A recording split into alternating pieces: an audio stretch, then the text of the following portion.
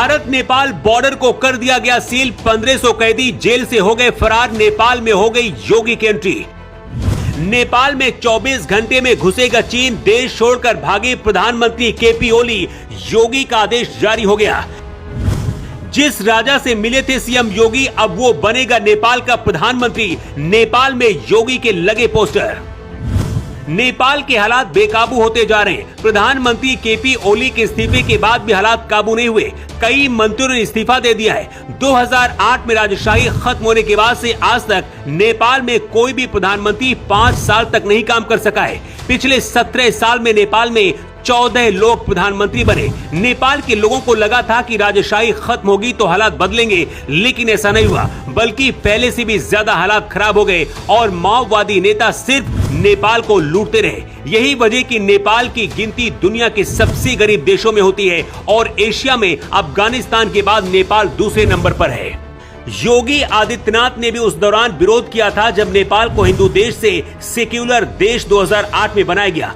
Bharat Nepal border को seal कर दिया गया है और दावा किया जा रहा है कि नेपाल के जिस राजा से 6 महीने पहले योगी मिले थे, अब वो नेपाल का अगला प्रधानमंत्री बन सकता है। लेकिन पहले 1 मिनट में आपको बताते हैं कि आखिर नेपाल में ऐसे हालात क्यों बने। सिर्फ फेसबुक, इंस्टाग्राम जैसे सोशल मीडिया प्लेटफॉर्म बंद करना इसकी वजह नहीं है। नेपाल में पिछले 4 साल में 3 सबसे बड़े घोटाले हुए। 69,000 करोड़ का कोऑपरेटिव घोटाला हुआ। गिरी बंधु भूमि स्वैप घोटाला 54,000 करोड़ रुपए का हुआ।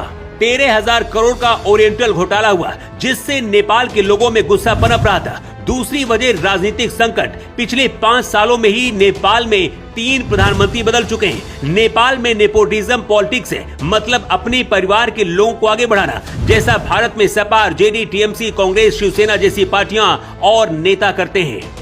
नेपाल में नेताओं के बच्चे लग्जरी जिंदगी जीते और नेपाल की जनरेशन बिना सोशल मीडिया के जी रही है। इसके साथ ही सोशल मीडिया से कमाई भी नहीं हो पा रही।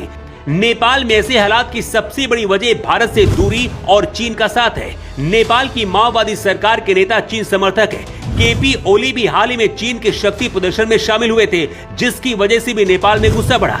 चीन के कहने पर नेपाल ने भारत के लिपुलेख पर विवाद शुरू किया, जिसकी वजह से नेपाल को आर्थिक नुकसान हुआ और जो नेपाल के लोग भारत के साथ मिलकर आमदनी करते थे उस पर भी असर पड़ा।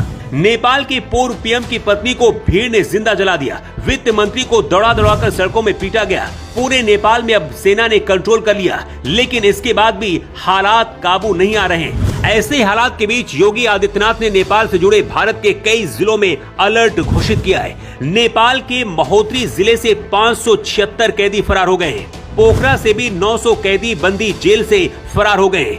जेल में प्रदर्शनकारियों के घुसने के बाद पुलिस पीछे हट गई। मौके का फायदा उठाकर 900 कैदी जेल से आराम से बाहर निकल आए।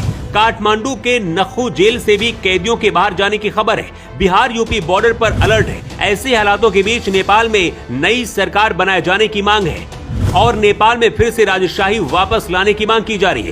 पूर्व राजा ज्ञानेंद्र विक्रम शाह को देश का नया संरक्षक बनाया जा सकता है।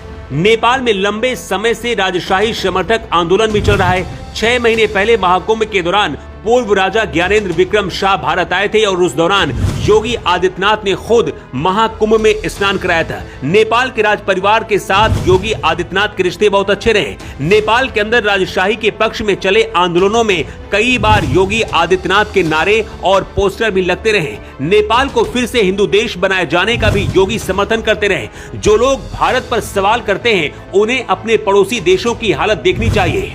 नेपाल, बांग्लादेश, श्रीलंका हो या फिर पाकिस्तान और अफगानिस्तान, जो लोग भारत में रहते हैं उन्हें अपने देश पर गर्व करना चाहिए। लेकिन क्या नेपाल को फिर से हिंदू देश बनाया जाना चाहिए? अपनी राय आप जरूर दें।